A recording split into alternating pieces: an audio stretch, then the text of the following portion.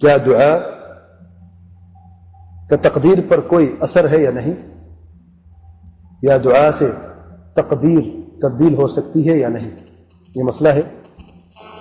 اس میں یاد رکھیں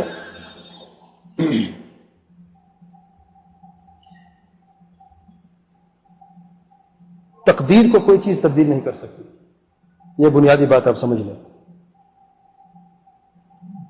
جو کچھ لکھ لیا گیا ہے وہ تبدیل نہیں ہوتا،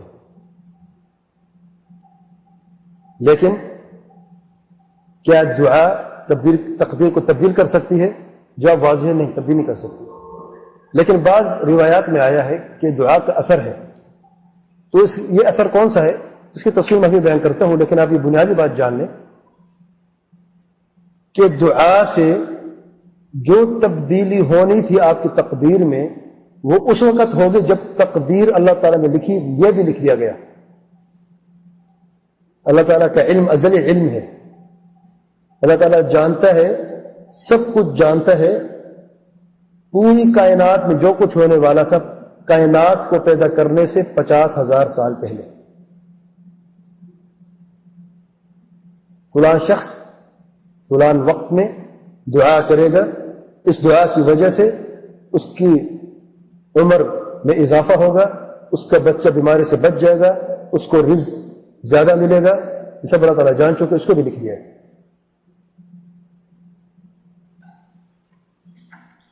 شیخ بن عثیمین رحمۃ اللہ علیہ فتاوی ارکان اسلام صفحہ نمبر 124 میں ان سے سوال کیا گیا کہ کیا دعا کو کوئی اثر ہے اس چیز پر جو انسان پر لکھا گیا اسے پیدا ہونے سے پہلے؟ شیخ صاحب فرماتے ہیں لا شک ان للدعاء تأثیرا فی تغییر ما کتب، اس میں کوئی شک نہیں کہ دعا کا اثر ہے جو کچھ لکھا گیا انسان کے اوپر، لیکن یہ جو تبدیلی ہے یہ بھی لکھی گئی اس دعا کے سبب کی وجہ سے۔ تو یہ کسی کو گمان نہ ہو، یہ تمہیں گمان نہ ہو، شیخ صاحب فرماتے ہیں کہ تم نے اگر اللہ تعالیٰ سے دعا کی ہے، اللہ تعالیٰ کو پکارا ہے کسی چیز کے متعلق کہ وہ لکھا ہوا نہ تھا، بل الدعاء مکتوب، بلکہ دعا بھی لکھی گئی تھی کہ آپ دعا کریں گے، وما يحصل به مکتوب، اور جو اس دعا کی وجہ سے ہوا ہے معاملہ وہ بھی لکھا گیا ہے۔ ولهذا نجد القارئ يقرأ على المريض فيشفى، اس لیے ہم دیکھتے ہیں کہ رقیہ شرعیہ کرنے والا، جھاڑ پھونک کرنے والا مریض پر پڑھتا ہے، دم کرتا ہے، مریض ٹھیک ہو جاتا ہے۔ اور پھر قصہ بیان کیا صحابی کا، وقصة السریہ التي بعثها النبی صلی اللہ علیہ وسلم، آپ صلی اللہ علیہ وسلم نے ایک دستے کو بھیجا جہاد کے لیے، فنزلوا ضیوفا علی قوم، تو ایک قوم کی طرف گئے اور وہاں پہ مہمان بنے، ولکنہم لم یضیفوہم، تو انہوں نے مہمان نوازی سے انکار کیا، ہم آپ کی مہمان نوازی نہیں کرتے۔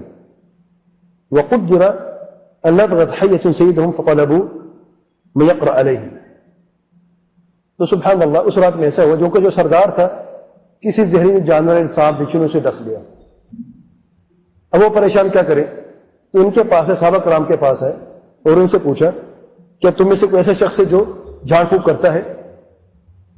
تو ان میں سے ایک صاحب نے کہا جی میں کرتا ہوں، لیکن ہماری شرط ہے کیونکہ آپ لوگوں نے ہماری مہمان نوازی نہیں کی تو مفت میں نہیں کریں گے۔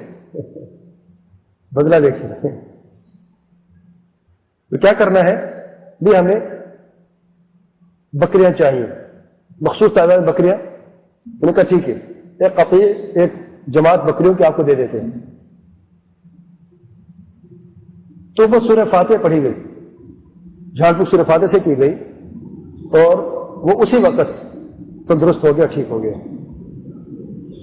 حدیث میں ہے کأن من نشط من عقال، یعنی جیسا کہ ایک بیمار، جیسا کہ ایک بندھا ہوا اونٹ آپ اسے کھول دیتے ہیں تو کس طریقے سے وہ دوڑتا ہے اور ٹھیک ہو جاتا ہے، اسی طریقے سے وہ شخص اٹھ کے بیٹھ گیا اور بالکل تندرست ہو گیا۔ تو یہ جو قرأت ہے جھاڑ پھونک جو سورہ فاتحہ جو پڑھی گئی ہے، اس سے شفا ملی ہے اس مریض کو جس کو تکلیف تھی۔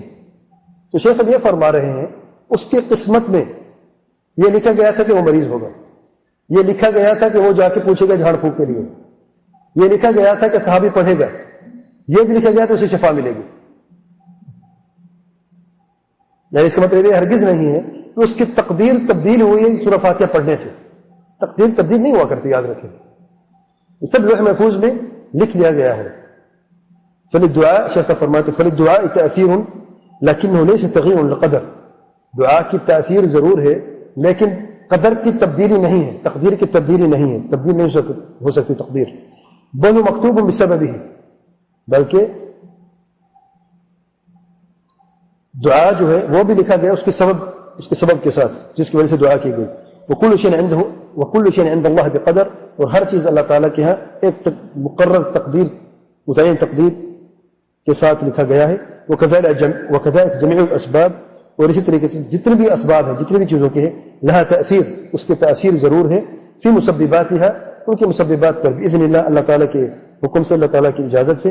فالاسباب مکتوبہ والمسببات مکتوبہ، تو سبب بھی لکھے گئے ہیں اور مسببات بھی لکھے گئے ہیں.